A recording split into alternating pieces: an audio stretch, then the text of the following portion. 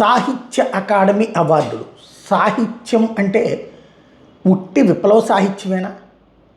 సాహిత్యంలో రౌద్రం దగ్గర నుంచి, శృంగారం దగ్గర నుంచి, ఉద్వేగాల దగ్గర నుంచి రకరకాలైన సాహిత్యాలు ఉన్నాయి. కానీ గత కొన్ని దశాబ్దాలుగా సాహిత్య అకాడమీ అంటే కమ్యూనిస్టుల చేతిలో ఉంది.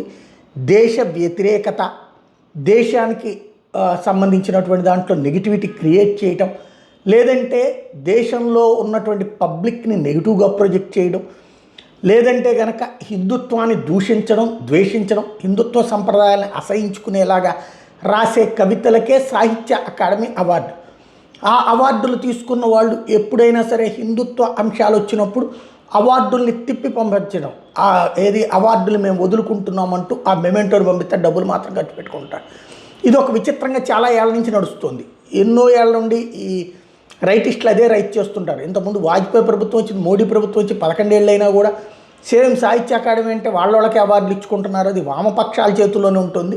ఎట్లా ఇదంతా అన్నటువంటి పాయింట్ ప్రశ్నిస్తూ వచ్చారు. ఇప్పుడు మొట్టమొదటిసారి ఇంకాసేపట్లో అకాడమీ అవార్డులు ప్రకటిస్తారనగా కేంద్ర ప్రభుత్వం కీలకమైన అడుగు వేసింది. అవార్డుల ప్రక్రియ ప్రక్షాళన దిశగా అడుగు వేసింది. మొనోపోలీగా కొందరి చేతిలో చిక్కుపోయిన అకాడమీలో సమూల మార్పుల్ని ప్రకటించింది. ప్రభుత్వాలు ఇచ్చే అవార్డులు తీసుకుంటూ ఆ ప్రభుత్వాలు నిందించేటటువంటి కొహనా అవార్డుల నుంచి అకాడమీకి విముక్తి కలిగే దిశగా తొలి అడుగు పడింది అనాలి.